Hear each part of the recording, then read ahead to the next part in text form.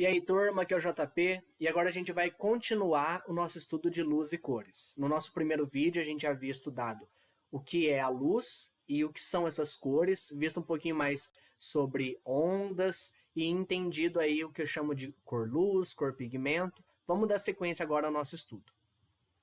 Bom, vamos entender um pouquinho como que a gente enxerga as cores como elas são, tá? Para isso, a gente precisa entender o que é, na verdade, a visão. A visão nada mais é do que a percepção da luz que vai chegar ao nosso olho. Lembrando que, quando a gente fala aí do espectro eletromagnético, apenas uma pequena parte daquele espectro é captada pelo nosso olho, que é o que a gente chama de luz visível, ok? E como que o nosso olho consegue captar isso? Através de dois tipos de células, que são chamados fotorreceptores, ou seja, receptores da luz, que são chamados de cones e bastonetes, tá? Então eles são capazes de captar aí a luz, basicamente vermelha, azul e verde. E graças aí à soma dessas três cores, a gente tem justamente a visualização de todas as outras cores, tá certo? Bom, nós não vemos as cores que são absorvidas pelos objetos. Então, quando eu irradio, né, quando eu ilumino um objeto com uma luz branca, né, lembrando que aí o branco tem todas as cores, o objeto pode ser que ele absorva alguma ou reflita alguma cor. Então, as cores que ele absorver, a gente não enxerga. Por que não enxerga? Porque se ele absorveu, essa luz não chega no nosso olho. Mas, agora, as cores que são refletidas pelo objeto ou que são emitidas, no caso aí, se ele emitir luz, essas cores, por chegarem nos nossos olhos, vão ser percebidas por nós, tá certo? O que é o branco? O branco vai, nada mais é, né, um objeto branco vai refletir todas as cores, e um objeto preto vai absorver todas as cores, tá? Então aí o branco é a soma de todas as cores, o preto a ausência de todas essas cores. Um exemplo muito prático para a gente guardar isso. Num dia que está muito quente, se a gente está usando uma camiseta branca ou uma camiseta preta, a gente tem aí a sensação de que o preto esquenta muito mais. Por quê? Porque ele está absorvendo todos os comprimentos de onda que são emitidos, né, para ele. Já o branco não. Então, realmente tem essa diferença aí no sentido de sentir mais ou menos calor conforme você está usando uma cor de roupa, tá certo? Agora, vamos entender. Se um objeto é visto amarelo, por que ele é visto amarelo? Basicamente, por três motivos, né, que podem ser complementares ou um ou outro. Vamos lá. Primeiro, se ele é visto amarelo, uma das possibilidades é porque ele emite amarelo.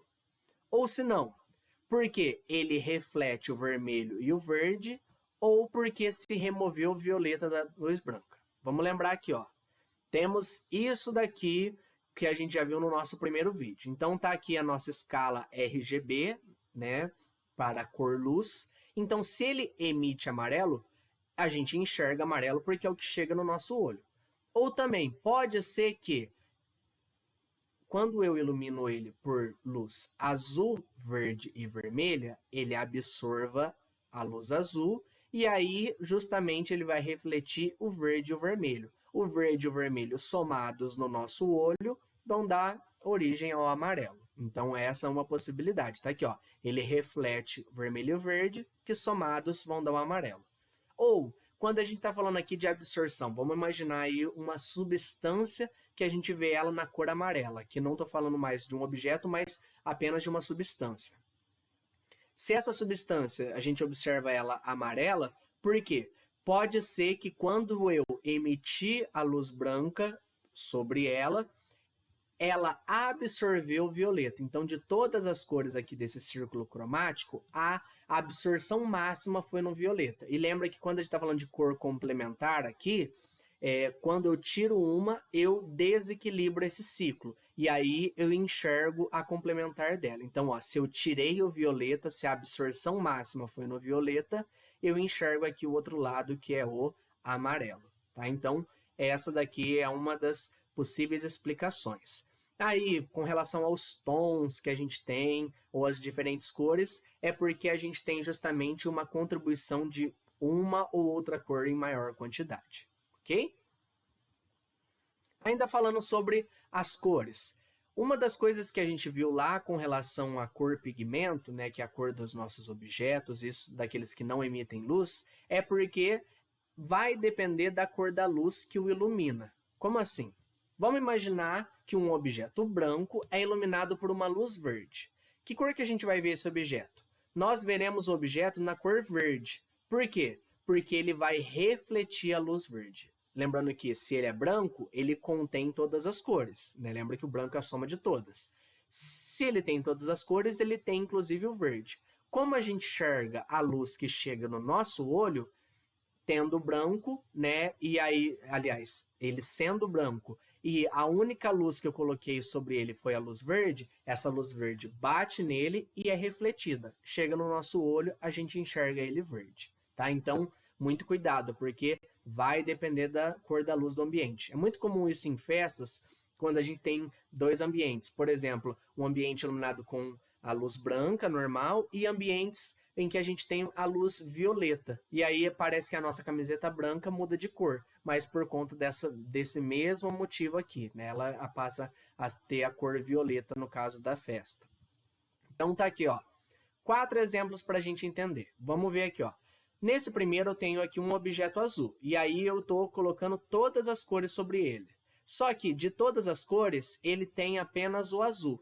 Então, ele vai refletir o azul, tá certo? E é por isso que eu enxergo ele azul. Nesse caso, eu também posso considerar que ele tem uma absorção máxima do laranja, que é a cor complementar do azul, como a gente viu lá no círculo cromático, ok? E aí, se ele absorve ainda mais o laranja, acaba desequilibrando o círculo cromático.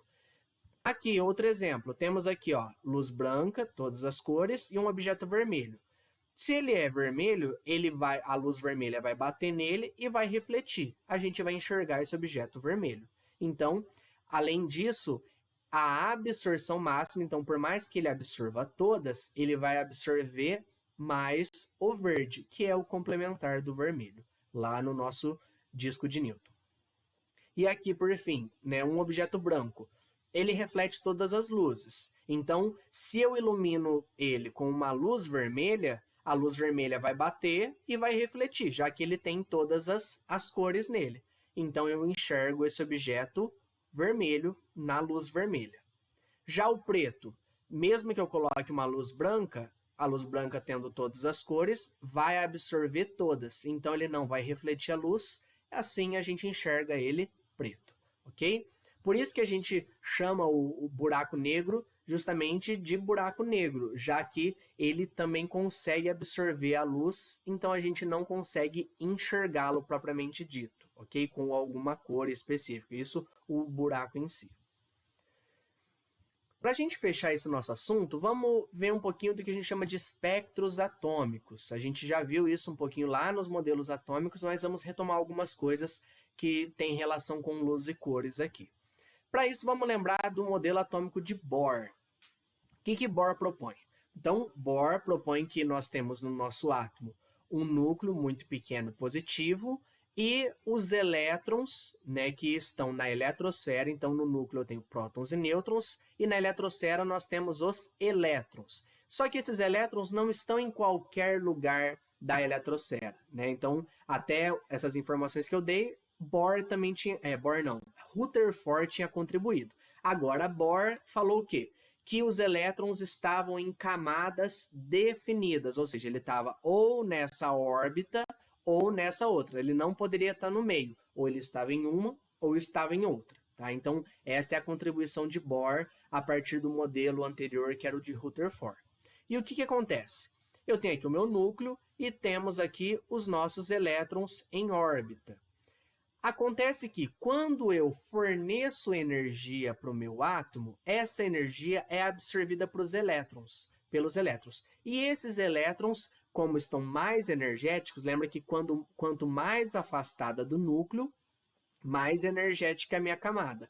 Como eles estão mais energéticos, eles saltam de uma camada para outra. Lembrando que ele não pode ficar no meio, né, entre uma camada e outra. Ou ele está nessa primeira, ou está na segunda, ou na terceira e assim por diante.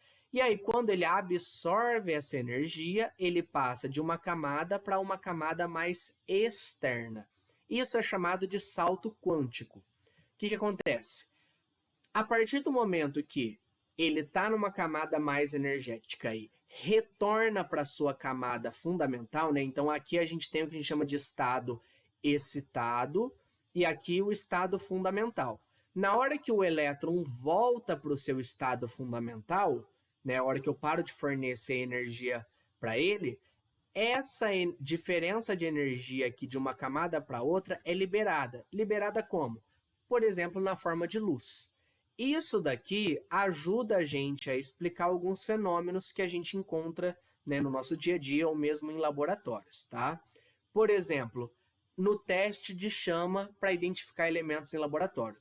Como a quantidade de energia depende muito de elemento para elemento, eu consigo, a partir da quantidade de energia liberada, né, da quantidade de luz e inclusive também da cor dessa luz, eu consigo identificar qual elemento que eu tenho pela cor quando eu faço esse teste de chama, tá? Lembrando que a luz é emitida quando o elétron volta para o seu estado fundamental, tá? Então ele absorve e salta. Quando ele retorna para o seu estado fundamental, essa energia é liberada na forma de luz, tá certo? Também isso ajuda a gente a entender as cores dos fogos de artifício. Por quê?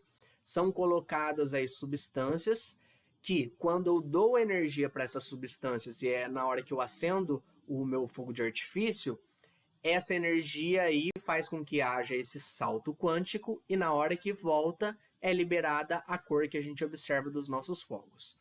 E também é graças a isso que a gente consegue identificar elementos nas estrelas. Não só por conta da cor, mas por conta da cor da estrela, né, que está relacionado também com a temperatura daquela estrela, mas por conta aí da quantidade de energia que é liberada, que é específica para cada elemento, tá? Então, isso daqui é um detalhe muito importante para a gente lembrar. É por conta desse salto dos elétrons, quando vai e volta, tá? Então, na volta dele, a energia é liberada. Falando de espectro atômico, o que a gente tem? Temos dois tipos de espectro. Então, vamos lembrar aqui, ó. Preste atenção. Quando um corpo é opaco e quente, ele emite luz branca. E essa luz branca, ao passar por uma rede de difração ou por um prisma, igual a gente viu lá que acontece, né, na dispersão da luz branca no prisma, sendo uma luz branca que contém todas as cores, nós temos aqui, ó, um espectro contínuo. Tá aqui, ó, todas as cores. Já quando eu pego um certo gás, esse gás, ao emitir energia, né, um gás quente, ele vai acabar emitindo. Se eu passo essa energia que é emitida por uma rede de difração, né, ou por um prisma, eu percebo que eu vou ter algumas linhas espectrais que a gente fala. Essas linhas aqui vão formar esse conjunto aqui de linhas que é chamado de espectro de emissão. Por quê? O que são essas linhas? É justamente correspondente à energia daquele salto quântico do nosso elétron na hora que ele volta, tá? Então, como cada elemento vai ter uma determinada quantidade de energia liberada, eu vou ter diferentes linhas. E é por isso que eu consigo saber o meu elemento químico, por conta desse espectro de emissão aqui, tá? Também posso fazer de maneira contrária o seguinte, pegar a luz branca, passar por um gás frio. O gás frio, ao invés de emitir, vai absorver certos comprimentos de onda. E aí, a luz que sobrar, né, que não for absorvida, vai passar aqui por esse prisma e aqui a gente vai ter o nosso espectro de absorção. Perceba que nesse caso eu tenho o meu contínuo, certo? Faltando algumas linhas. Essas linhas são exatamente as linhas que foram absorvidas. Assim, o que a gente tem? Aqui nós temos a luz branca e esses dois a gente pode falar que são complementares. Por quê?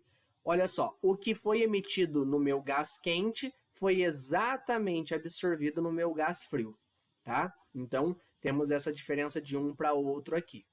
Então, eu posso usar tanto o espectro de emissão quanto o de absorção para os elementos químicos. Isso para o mesmo gás, tá? Para o mesmo elemento químico.